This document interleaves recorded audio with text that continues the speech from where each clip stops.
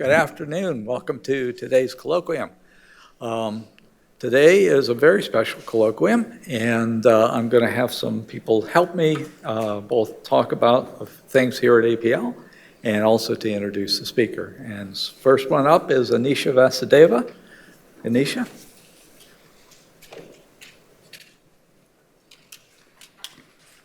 Hello, everyone. Thank you all for coming. A very warm welcome to Major General Greg Martin. My name is Anisha Vasudeva.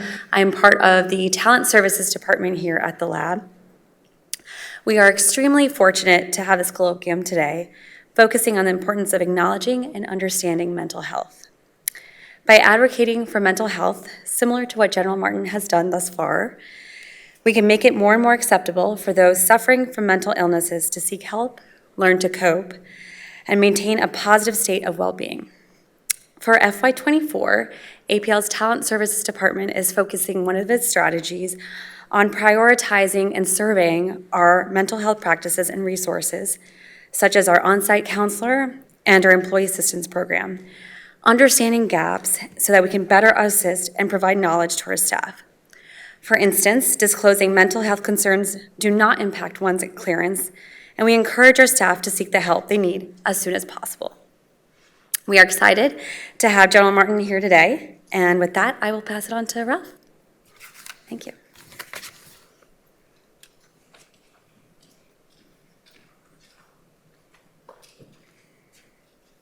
Good afternoon, everybody. As the new president of the APL Veterans Club, it is my honor to present to you a fellow combat veteran.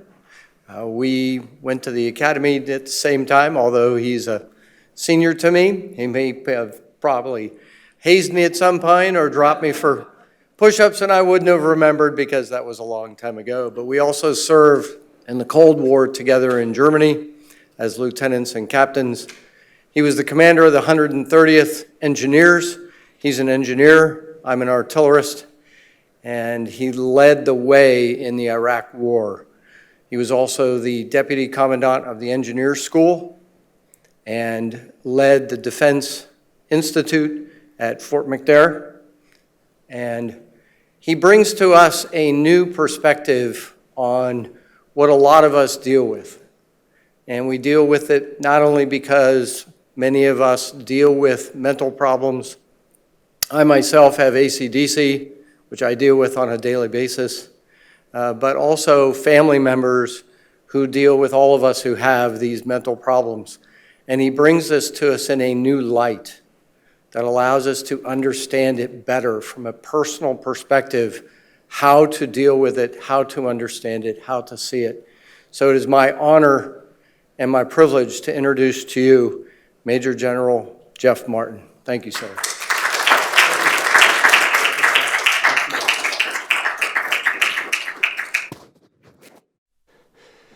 Hello, I'm Greg Martin, Major General, U.S. Army retired, and grateful bipolar survivor, thriver, and warrior. I'm fortunate to have achieved big things in my life. West Point and Ranger School graduate, 2 master's degrees and a PhD from MIT, 7 sub-3-hour marathons, including a 236, successful Army career, including leading 10,000 soldiers in combat during the assault to Baghdad in a year of savage guerrilla and counter-terror warfare in Iraq. Promotion to 2-star general, happy 40-year marriage with Maggie, 3 terrific sons and a grandson. Most recently, publication of my book, Bipolar General, My Forever War with Mental Illness, which is on my life and experience battling bipolar disorder that will at once shock and terrify the reader while inspiring, educating, and saving lives. Much of this success was because of, and only sometimes in spite of, living with a bipolar brain and living on the bipolar spectrum. So a lot of people don't realize that bipolar disorder can really, really help a person in big ways, as it did me. The advantage of my bipolar disorder was that my brain produced and was flooded with excessive amounts of powerful chemicals such as dopamine and others, giving me an extra boost of energy, drive, enthusiasm, creativity, problem-solving abilities, positivity, and the like. This provided me with a physiological advantage for many years. In short, my bipolar brain helped me until it went too high, and then it didn't help me anymore. It brought me down. Well, it's a great honor to be here, and Dan, I really appreciate the invitation and your hospitality, and this is an awesome place, and congratulations and thanks to all of you for the tremendous service you're doing on so many fronts, so thanks. My topic today is Bipolar General, My Forever War with Mental Illness, which is up on the screen. From soldier, my career now is passionate mental health advocate. I've lived on the bipolar spectrum since at least high school in the 1970s. My diagnosis is bipolar disorder type 1 with psychotic features and a couple other things, but the big one is bipolar. The bottom line of my story is one of successful service, bipolar crisis, recovery, and new life. It's important to remember that bipolar disorder, like other mental illnesses, is physically real. Like diabetes, it's not due to a lack of willpower or character, so don't blame the one who is afflicted. Bipolar disorder can strike anyone, young and old, rich and poor, educated and illiterate, janitors and CEOs, privates and generals, male and female, all races. The worst cases, if not treated, often lead to ruined marriages, families, careers, finances, homelessness, addictions, prison, violence, and suicide. This could easily have been my fate, and I felt it coming on. I thought I had no hope that I would recover. I wanted to die. I thought I would die one way or another. In fact, people with bipolar disorder are 40 times more likely to die by suicide than the general population. 40 times more likely. But if you treat and manage a mental illness or a brain illness, one can live a healthy, happy, purposeful life, which is where I am now, thankfully. The knowledge you gain in this talk could save a life, could be your own or someone you love. My life mission and purpose is sharing my bipolar story to help stop the stigma, promote recovery, and save lives. While growing up, I had what is called a hyperthymic personality. From my teens on, a state of near continuous mild mania. It's what I had before my bipolar onset decades later. Living on the bipolar spectrum helped me for years with extra energy, drive, enthusiasm, and the like that enhanced my talents, but I was slowly inching up the spectrum year by year towards actual bipolar disorder. A way to think about bipolar disorder, it's called the kindling effect. So when you build a fire, like in your fireplace or out in the woods, you start off with little twigs, then bigger twigs and little sticks, bigger sticks, little logs, and so forth. Well, that's the same way that bipolar disorder grows. In each little incident that you have, whether it's a slightly manic incident or a depressive incident, they accumulate over a period of years, and so you go up the scale, your fire gets bigger and bigger. And for me, by the time I hit year 2014, I had a bonfire going on. I was in full-blown mania. Let me touch on my Army journey. The reasons that I joined the Army were that I did have a family tradition of military service, and West Point was the best college education I could find. And I also wanted to serve in the military, and I thought the Army offered great opportunities for service, adventure, travel, work with great people, danger, an important mission, fun, and more. I was fortunate to be selected for all the key commands in military schools, civilian grad school at MIT, where my mission was to obtain a master's degree, just one master's they sent me for. And I came out with 2 masters and a PhD, And at the same time, I was doing the Army's Command and General Staff College by correspondence.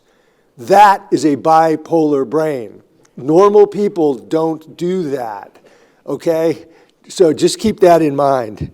I enjoyed my career, but along the way, 2 of our healthy, high-performing sons were diagnosed with bipolar disorder before me as teenagers, and there was no connection seen with me, even as bipolar disorder upended their lives and our family's life, and life is still very challenging for both of them, but we had no foresight that I would be next.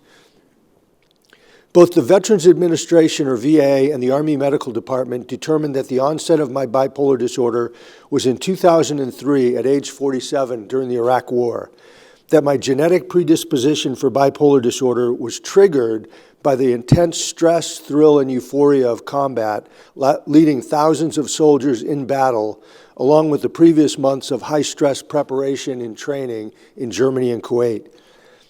I was a key commander in fierce combat, rapidly creating solutions to complex, unexpected problems under fire, and often making numerous near-simultaneous life and death decisions on the battlefield. This altered the wiring and chemistry of my brain. I shot into my first real mania when we attacked across the Kuwait-Iraq border and maintained that condition for nearly the entire year of combat. I felt bulletproof, like Superman, was euphoric, mostly enjoyed it, and performed brilliantly. I did dip occasionally into short bouts of depression and had minor episodes of psychosis, which were paranoid delusions. But upon redeployment to Germany, the thrill of combat behind me, I fell into a 10-month depression, which I sought help for twice, only to be told I was fine. But I wasn't fine. I was in the midst of my first full up-down bipolar cycle. But again, my bipolar disorder mostly helped me until it didn't, with extra energy, creativity, drive, problem solving, etc. From 2003 to 2014, my bipolar disorder intensified. As I was promoted from colonel to 1-star, then 2-star, with 8 different high-intensity, prestigious jobs and physical relocations, my bipolar disorder was unknown by everybody, undetected, undiagnosed for 12 years. And during that time, I felt great, mostly. Why was my bipolar disorder unknown? Well, first, I felt wonderfully high most of the time and was unaware of my condition.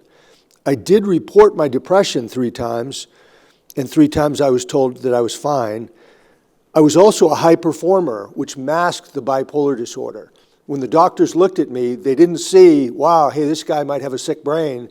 They saw, general, highly successful, and it clouded their judgment and ability to analyze me. Also, the people around me were completely untrained. I was around thousands of people who saw my bipolar behavior, but they didn't know what they were seeing because they were never trained or educated on what it looks like. And I rotated to a new job every year or 2 before people could identify and pinpoint a problem. So over those 12 years, I entered cycles of higher highs and lower lows with psychosis. 2014 was the storm. I went into full-blown mania. Using the kindling model, it was a raging bonfire. It was completely out of control. I was in a state of madness, insanity. I was disruptive, over the top, out of control. Plus, I would get agitated, angry, go into rage, delusions, hallucinations, and extreme paranoia. I basically stopped sleeping at all for over 3 months. At night, when everyone was sleeping and I couldn't, I sent dozens of emails and texts, bursting with great ideas, CCing hundreds of people, many of whom had nothing to do with my organization. I went out on late-night power walks, did PT late at night, bicycle rides around D.C., where I flew above the monuments. I had rapid force speech and new ideas constantly. I once turned a 10-minute welcome speech to our foundation board into an all-day, out-of-control adventure, roaming the NDU halls and campus and speaking ad hoc to anyone I could find, taking over lectures in classrooms, thus delaying a family trip to our son's Special Forces graduation at Fort Bragg, North Carolina, by 9 hours. My wife, Maggie, was not happy. But no one could find me. I didn't have my phone with me. I lost track of time. I mean, 5 minutes turned into an hour, turned into 5 hours, turned into 9 hours. And again, not untypical of mania. My grandiosity and religiosity went to extremes. I talked nearly nonstop for hours on end. I stopped doing paperwork. Meetings went on for hours. I interrupted constantly. I was late for everything, often out of uniform. And people would say, General, aren't you supposed to be in the uniform? And I'd say, I get paid to think, and I think better in gym clothes. My risk-taking and lack of self-control were extreme. I drank more than 10 drinks per day after duty. I believed I could fly, was the smartest person in the world, held the key to world peace, and was the Apostle Paul in uniform, sent on a mission from God to transform the Department of Defense and to establish an institution called the Global Security University, for which I nearly bought real estate in D.C. to house the campus with my own money. I almost spent $1 million that I didn't have to house this university that I thought God wanted me to build. I saw the Holy Spirit descend numerous times, saw demons attacking our house and repelled them with Bibles, crosses, and holy water. And they actually did a U-turn after I put up these religious artifacts. I did 25 to 30 significant religious events per week across 4 different churches. The religiosity was unbelievable, and people really noticed that. So now, in full-blown mania, people finally noticed. They sent dozens of anonymous reports to my boss, which triggered assessments and investigations, ultimately leading to my removal from command of NDU, which was DOD's highest level school. I got a call on a Friday afternoon, mid-July 2014, telling me to report to my boss, the chairman of the Joint Chiefs of Staff. He was my boss. On Monday at 10 o'clock, be there in the Pentagon. In my sick brain, I wondered, will this be a promotion, an extension in command, or will I be fired? I had worked for General Dempsey 4 times, and we had a great relationship. I reported to him and saluted. He strode across the office and gave me a big hug. Greg, I love you like a brother. You have done an amazing job. Nobody could have done the job you did at NDU. I give you a grade of A+. But your time at NDU is over. You have till 5 p.m. today to resign or I will fire you. And I'm ordering you to get a psychiatric evaluation this week at Walter Reed. So, I think I'm probably the only general in history to be fired by the chairman in order to get a psych eval in the same meeting. Do you think I was disappointed? No, not at all. I enthusiastically declared, thank you, chairman. Gave him a hug and said, God put me in this job to do great things, and he's going to put me somewhere else to do even bigger things. So I resigned that day. But amazingly, this is 9 years later, I really believe I am doing bigger things today with my mental health advocacy than I did in the Army. I underwent 3 separate psychiatric evaluations in July 2014, 3 times misdiagnosed as fit for duty, meaning no health problems, but my doctors were wrong. After being fired, I was forced to retire early and later was hospitalized. With bipolar disorder, what goes up must come down. Over the next 4 months, I spiraled, then crashed into a complete breakdown, mind, body, spirit, from mostly euphoric mania to anger, bitter rage, and paranoid delusions, to hopeless, crippling depression and terrifying psychosis. In November 2014, I did an emergency desperation walk-in to Walter Reed and was finally diagnosed properly with bipolar disorder type 1 plus psychosis, 12 years after bipolar onset in Iraq. And then I began my treatment at Walter Reed for several months. But from 2014 to 2016, I lived in bipolar hell. At the end of my career in D.C., then we moved to New Hampshire, where we owned a house. I was in a state of hopeless depression and could barely function for 2 years. It was absolutely the worst time of my life. I'd never experienced anything close to being, hopelessly, cripplingly depressed and with terrifying psychosis. I was experiencing terrifying psychosis most of the day, nearly every day for 2 years, delusions of being spied upon, arrested, beaten savagely, murdered in prison, face down on a cold concrete floor, gurgling in a pool of my own blood. That just went through my mind constantly. I had near continuous ideations of my own death. I wanted to die. The only thing I wanted to do was die. I had no interest in anything. I was hopeless. I saw and felt an invisible force throw me under a speeding 18-wheeler, ripping my arms and legs and head off and throwing them out to the side. Or the same invisible force steering me head-on into an oncoming 18-wheeler, killing me instantly. These psychotic episodes happened continuously. And if that wasn't enough, a giant boa constrictor snake came and visited me every morning. It slithered out of the woods, eyes blazing and tongue flickering, and crushed the life out of me, leaving me incapacitated most of the day. When I wasn't on my back, staring at the ceiling or out the window, I often dove on the hardwood floor, yelling, banging my head on the floor, punching myself in the face and head, angry at God. Thankfully, my wonderful wife, Maggie, and a devoted friend stuck with me, persevered, and got me into a great VA hospital. My inpatient care at the VA in White River Junction, Vermont was excellent. I had a top-notch multidisciplinary team treating me with medications, therapy, electroconvulsive therapy, and more. But it was still 6 more months of bipolar hell until lithium, which saved me. Lithium's a natural salt. It's really good with bipolar disorder. It creates a ceiling in your brain and a floor in your brain. So when your brain decides, I want to go into mania, it bumps into the ceiling.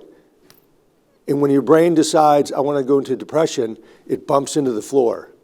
So it really worked for me. It saved me. With lithium, I began my journey of recovery. And I call it a journey because I'm in a forever war. There's no cure and no end. I must manage bipolar disorder like a chronic disease, which it is. I started lithium in August 2016, and within a week, my depression and psychotic symptoms essentially vanished. We moved to Florida for the sunshine, brightness, and warmth. I could feel the difference in my brain. It took a team to lift me up. My wife, family, friends, medical professionals, they gave me the hope, love, knowledge, perseverance, and faith that I could and would recover, which, while I was in bipolar hell, I did not believe that I would ever recover. I thought, I'm going to die. I'm never going to recover. It's not going to happen. And lithium and the team around me gave me that hope. My strategy for recovery is multidimensional, and we talked about this earlier. First are medications for balancing my brain chemistry. I'll take them every day for life. My pills are my friends. I need them. Second is therapy, very important, plus keeping my wife, Maggie, close, wired in, engaged as a battle buddy.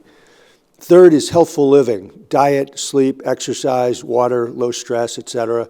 And then fourth are what I call the 5 Ps.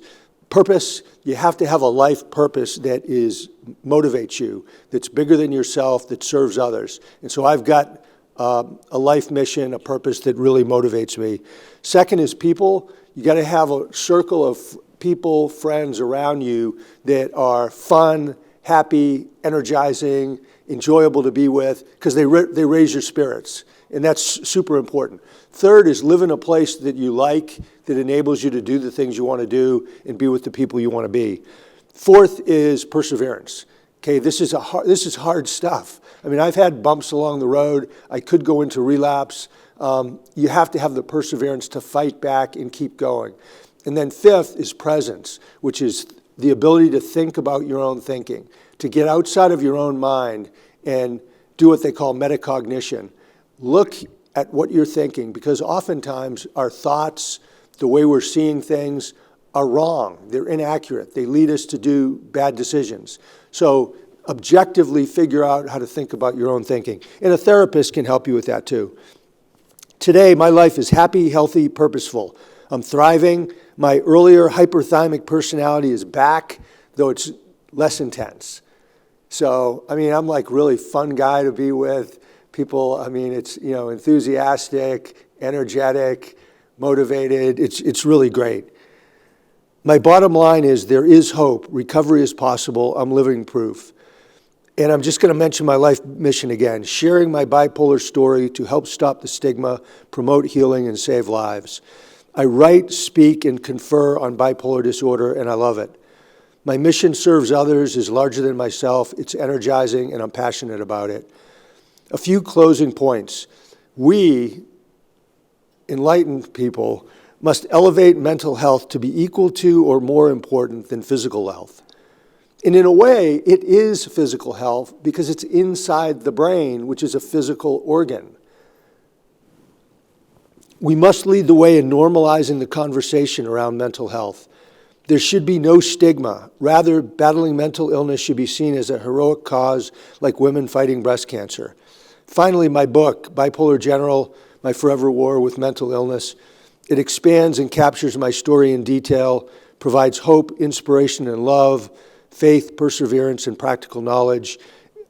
I believe the book can benefit those afflicted with bipolar disorder and any other mental illness or brain condition. It can benefit their families, friends, colleagues, and caregivers. My website, if you're interested, there's lots of articles and podcasts and interviews, is www.bipolargeneral.com. Thank you.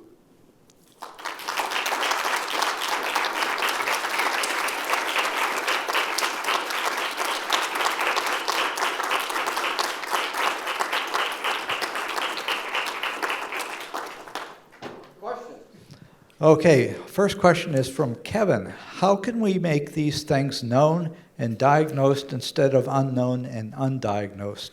Are there medical or psychological tests that might catch it? Or is the solution to find ways to work with and harness it either as the individual or team around them? Well, that's a great question. I think we really need, as a society and in the military and wherever you work, we need to begin with education and training at the lowest levels. I mean, I think every kid in our country, every soldier or service member in the military should get training on what are the basic symptoms of the most common mental conditions. What do they look like?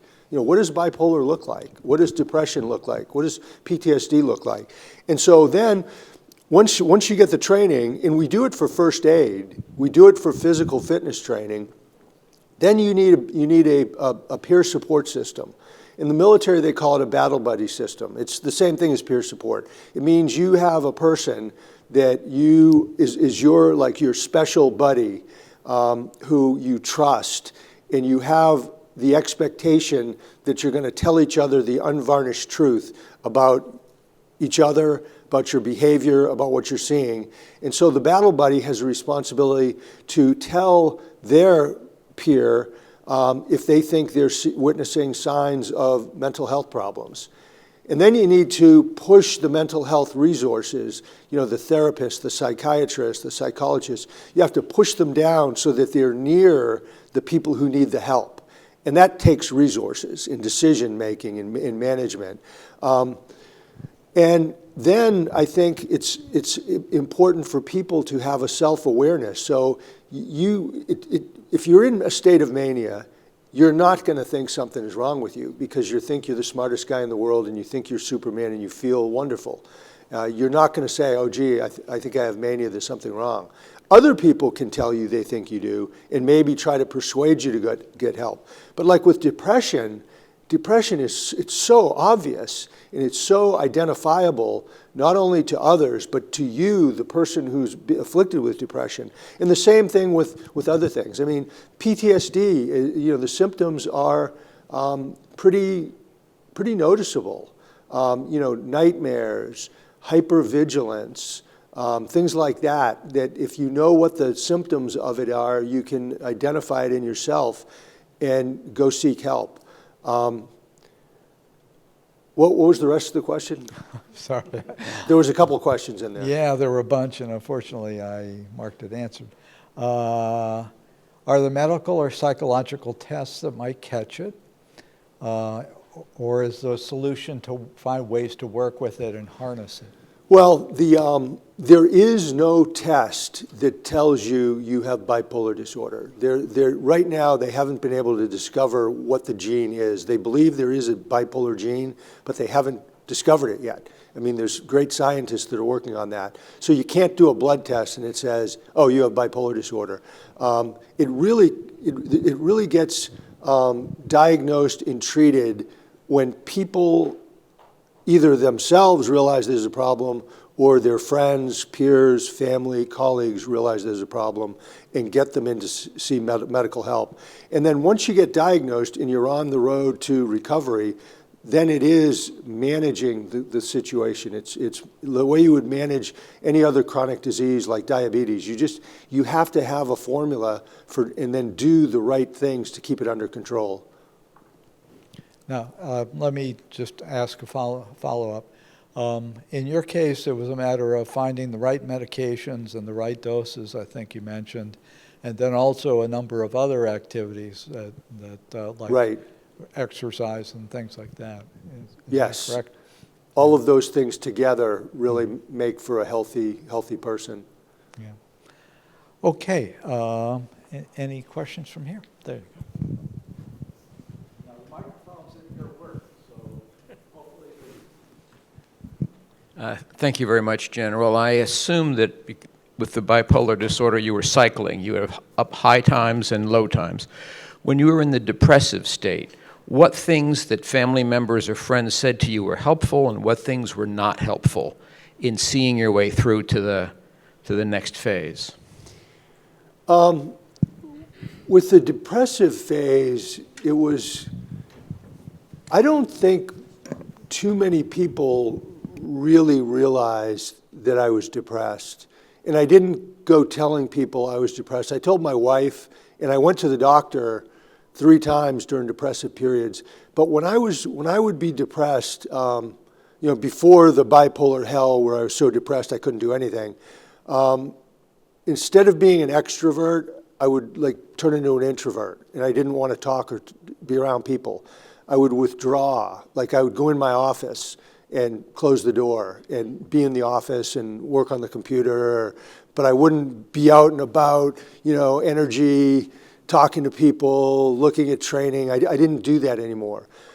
People would bring routine decisions to me, and I was confused and disoriented, and I was indecisive. I couldn't make a decision. They would have to explain some relatively simple action. They'd have to explain it 2 or 3 times, and I'd say, well, what would you do? And they'd tell me, and then I'd just do what they said, because my brain was shutting down. So the bipolar depression, essentially my brain, independent of my will, decided I'm going to go into depression. And it basically slowed down and came close to stopping the production and distribution of dopamine, endorphins, and other chemicals. So my brain was essentially shutting down to where it wasn't working. I mean, they do electromagnetic spectrum imaging of brains, and when someone goes into mania, the brain lights up with yellow, orange, red, and when it goes into depression, it turns, dark blue, dark purple, black. And so it tells you that it doesn't have the electrical connections and synapses firing when you go from mania into depression. So a lot of people didn't notice it.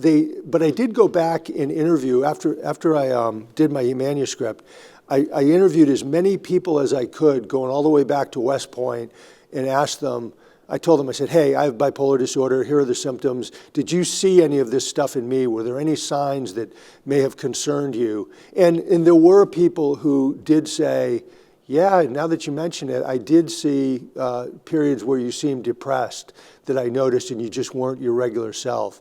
But we didn't talk about it at the time. And they did see signs of mania as well. And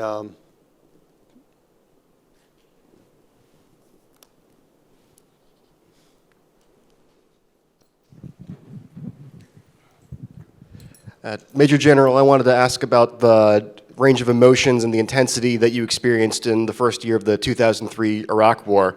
I'd imagine that living through that kind of circumstance must be a lot of pressure on anyone living with a bipolar condition or otherwise. How would that differ with someone who has a mental health condition versus potentially doesn't, and how would coping strategies for dealing with those circumstances vary, or would they vary at all? Well, remember, I did not know that I had had my onset of bipolar disorder. Completely unknown to me. No clue that I was manic.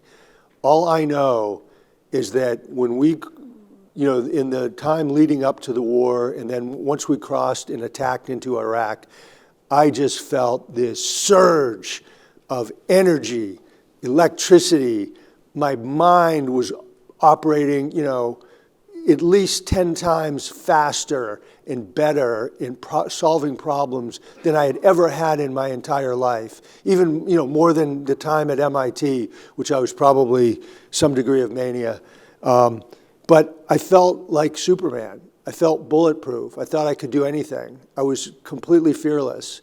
I was, moving around all over the battlefield, checking on all the engineer missions, all the engineer soldiers, making contact with, all the other units on the battlefield, the different, the 3rd Infantry Division and the 101st Airborne and the 82nd Airborne. I was like all over the battlefield, finding commanders and people and talking to them and saying, what do you need? What kind of engineer support do you need? How can I help you? How can we do better? And that's what I did the whole time. And so there was nothing to manage because I was performing better than I had ever performed in my life as a human being. I mean, there was nothing like it. I was high. One doctor told me that the high you get from, high-level mania, his number, I don't know where he came up with this, but he said it's 17 times higher than ecstasy and cocaine. And I don't know how you get a 17 out of that, but that's what he told me. But I wouldn't know because I haven't taken those drugs. But what I will tell you, it was really, really great. And it was noticed, not in a bad way, but people all around, they started giving me all different nicknames like, Mad Martin, Madman Martino, the engineer, the Energizer Bunny. They're like, whoa, do you ever slow down? What are you eating? What are you putting in your coffee? What are you smoking? How are you able to behave like this? And I'm like, hey, I'm high on life. This is great. I never expected war to be so much fun. So, did that answer it?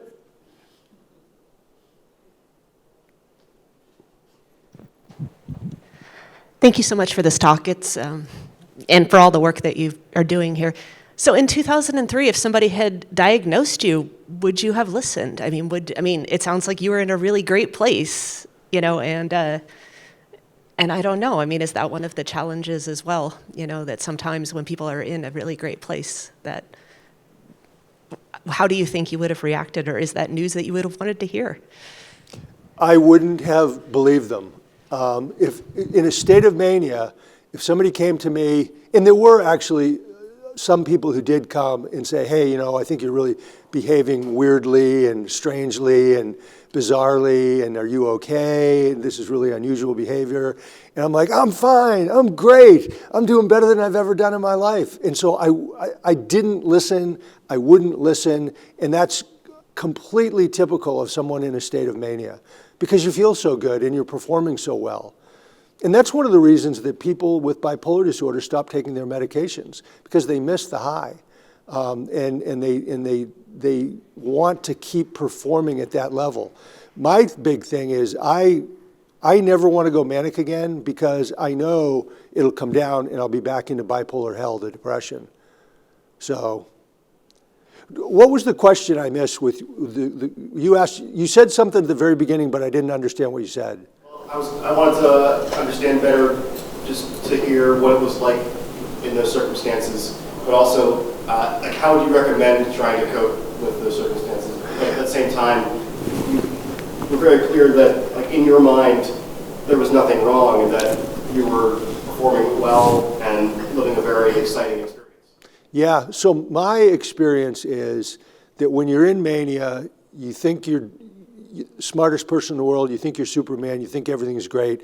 So probably no matter what anybody says, it's not going to make any impact on you at all, and you're going to keep going until one of the following things happen.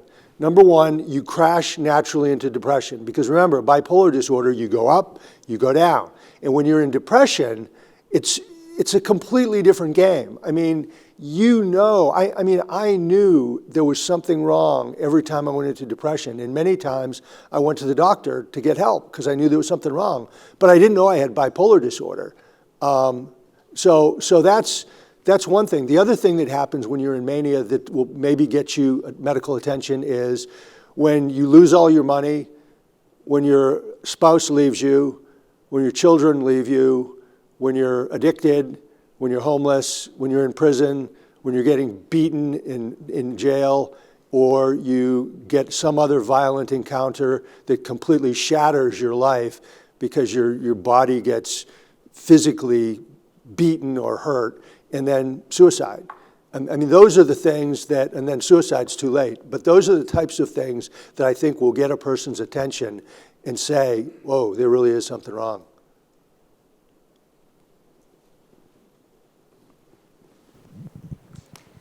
Thanks so much for sharing your story. I realized that you did not have a diagnosis at the time, but if you, I don't want to put you in a position to make assumptions, but if you had received a diagnosis earlier, do you have any understanding of what the Army might have done on a different path? So the military has actually come a long way in the last 20 years because before the 9/11 wars, people weren't allowed to serve who had PTSD. Now we have tens of thousands of service members who are serving with PTSD. They're getting promoted. They have security clearances. Then the next thing was that we were kicking people out who were depressed, who were taking medication. And then that changed because, going back and forth to Iraq and Afghanistan, every other year, I mean, a whole lot of the force was really depressed. And so they pretty much said, okay, you can serve with depression and take medication. And then it continued, with traumatic brain injuries and moral injury and survivor guilt and all that. So, and now I've actually talked to about a half a dozen of friends of mine who have bipolar disorder type 2, which is kind of a lower grade type of, which is mostly depression with some little bits of mania, but not bipolar 1 where you go mad. And even people with bipolar 2 are now taking medication, are being allowed to stay in, they're getting promoted, they're getting security clearances. Bipolar 1 is a different situation because the state of mania is considered so dangerous and the person's so unpredictable and so potentially out of control that it's not conducive to military service. Which, when I look now at my state of both bipolar hell and full-blown mania, I mean, I shouldn't have been in the military. I shouldn't have been. I mean, I could probably do okay now. I mean, I'm kind of old, but I would have recommended against keeping me in. Yes. So you mentioned that your periods of high performance kind of masked your periods of low performance when you actually sought help. Have you seen any kind of new methods in the mental health field that might help professionals identify that? Well, I think people are getting much more attuned, and I'm talking about like in the last 20 years, sort of my period of being living with bipolar disorder and my time in the military and all that. I think there's been a lot of really good research that's been done, and we've got tremendous, I've been a keynote speaker at a bunch of medical associations and things like that, but the level of knowledge and the commitment to research and the understanding of what bipolar is all about is just moving up, rapidly going up. They're developing new medications all the time that have a really good effect on countering the effects of bipolar disorder without the side effects. Like with me, I'm taking a great medication, lithium, but it does have side effects. And so they're developing ones that don't have the side effects. So I think that's really good. the medical community is doing something in the last number of years that is really encouraging. They, the doctors and the scientists are experts in bipolar disorder by reading books and going to school. But there's a whole nother group of people who are experts on bipolar disorder because they live it and they're in it and it's them. And so they are putting their arms around people like me and bringing me in the last couple months. I mean, I'm not bragging, but this is a real thing. I'm speaking, I've already spoken at a half a dozen med schools, telling my story, essentially the same thing I told you.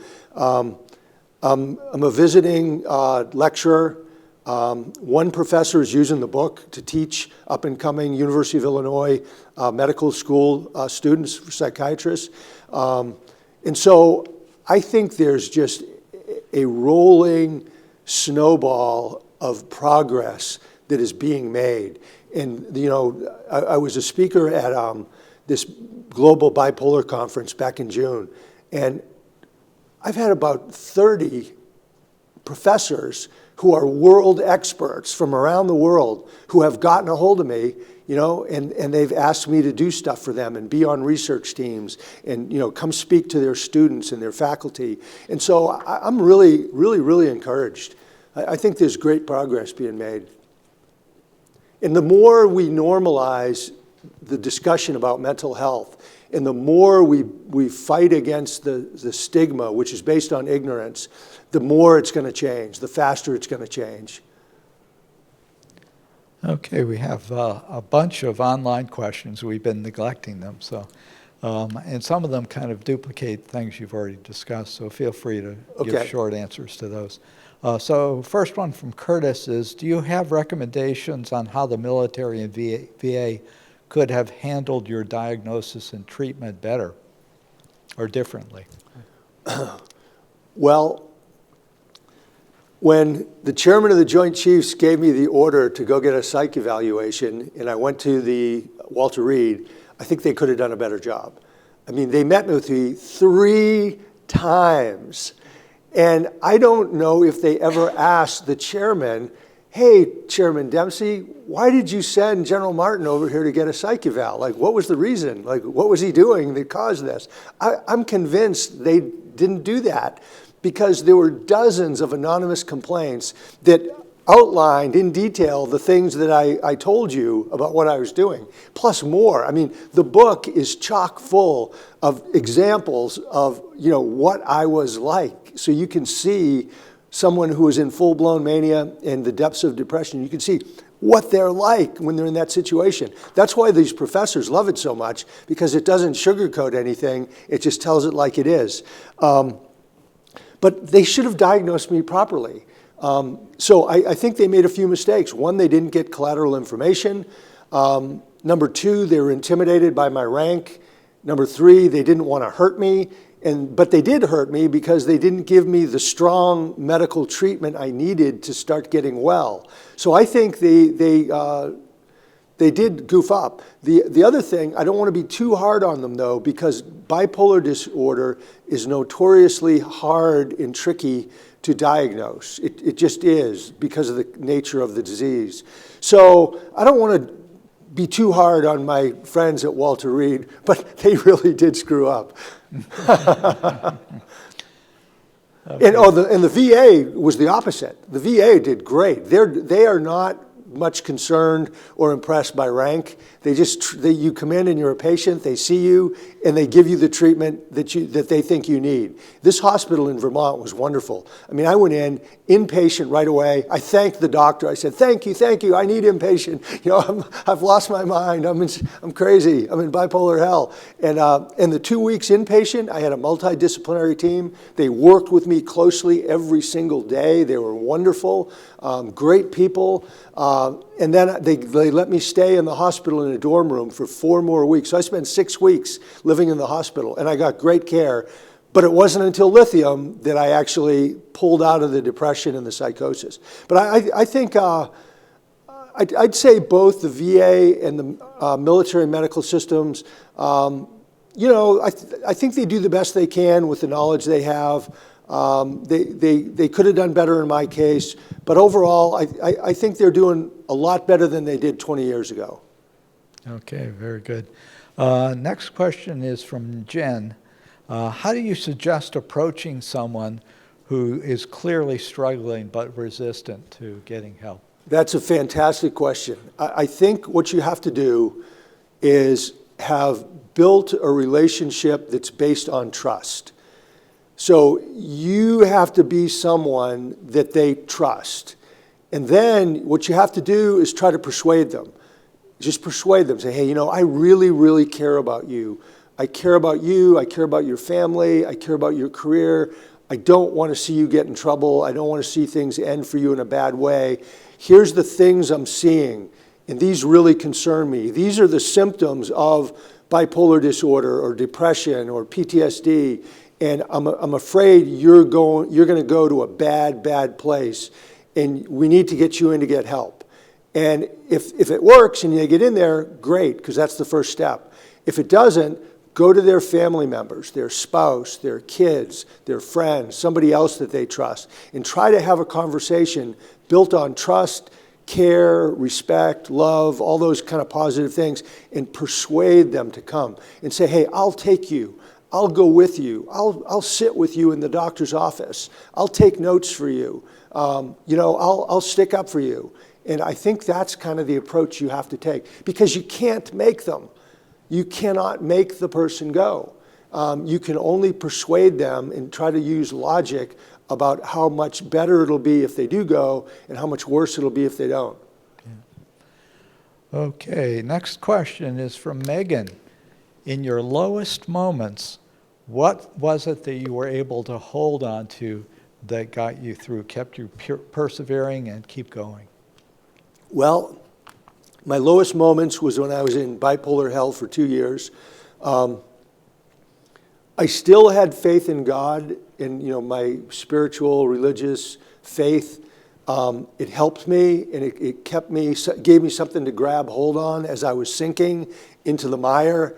But I was mad at God, because I thought, man, I'm going to retire from the Army as a colonel or a general. I'm going to get a high-speed job and make big bucks, be some kind of big corporate executive. And now I'm laying on the floor hitting my head. And it was terrible. So the religious aspect helped. My mother would pick me up every Sunday morning and drive to Mass. And I would just sit there with my head down, ruminating and thinking about every mistake I ever made in my life. But I would get communion. So I think faith actually had a role to play in this whole thing. The other thing I think that, my wife, Maggie, stayed with me. God bless her. She writes a piece in the book. People who have read it say, it's really a great piece of the book. And so her and my kids, seeing them, it made me I really wanted to die. I did. And I had convinced myself they would all be better off with me dead than alive.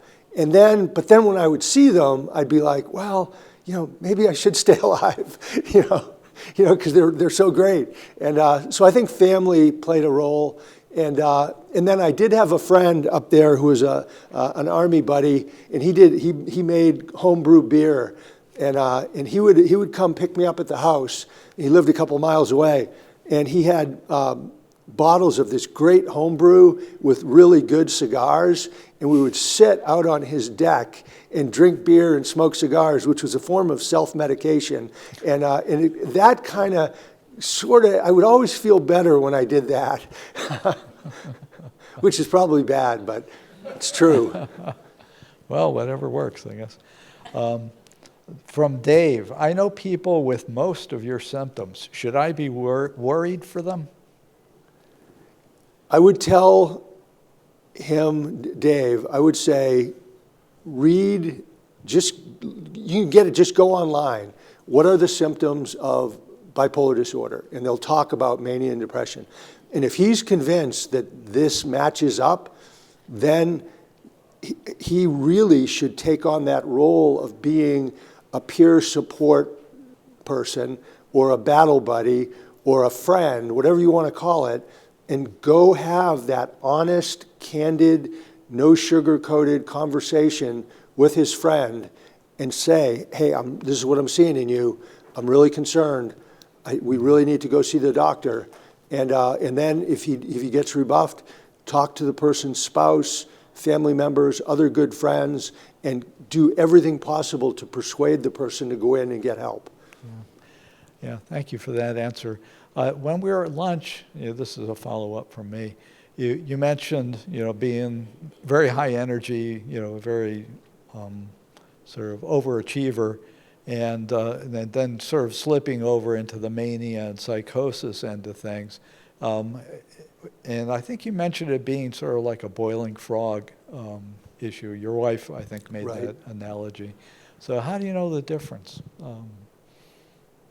between somebody who's just very high energy and active versus somebody That's $1 million question. Yeah. So you could be super high energy, super drive, very creative, all those traits, and not have bipolar disorder. That's entirely possible. You could, on the other hand, you could have the bipolar gene in your brain and live your whole life without having it ever gotten triggered. Like maybe if I hadn't been an Army officer and I had been, like delivered the mail or something like that, or been, a carpenter, I would never have been put in such a stressful situation, and mine may never have been triggered. I may never have come down with bipolar disorder. So it's very, very tricky to diagnose it.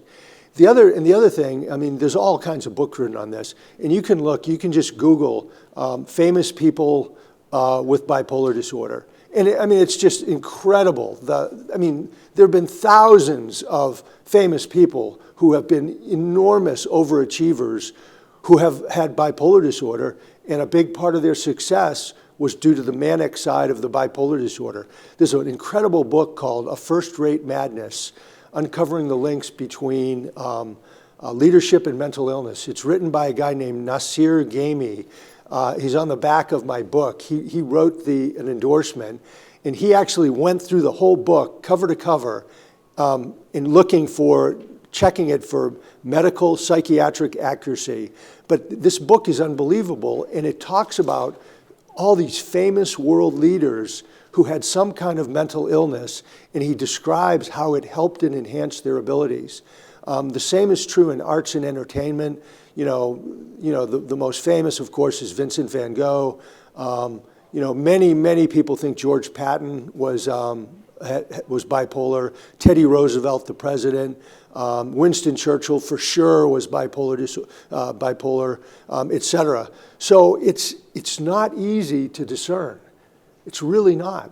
And it oftentimes does not become clearly discernible until the person goes over the edge, the way I did. Like if I had never hit the year 2014, where the kindling effect turned into a bonfire in my brain, I might have just kind of kept going. It might not have ever been really recognized. But when you go into intense, acute, full-blown mania, it's going to be seen. It's going to be recognized. And you'll probably end up in jail. Let's hope not. All right, I think this is probably a good point to stop. I'm sure General Martin will be around if you want to talk to him one-on-one. And let's wrap it up and give him a hand. You got to talk.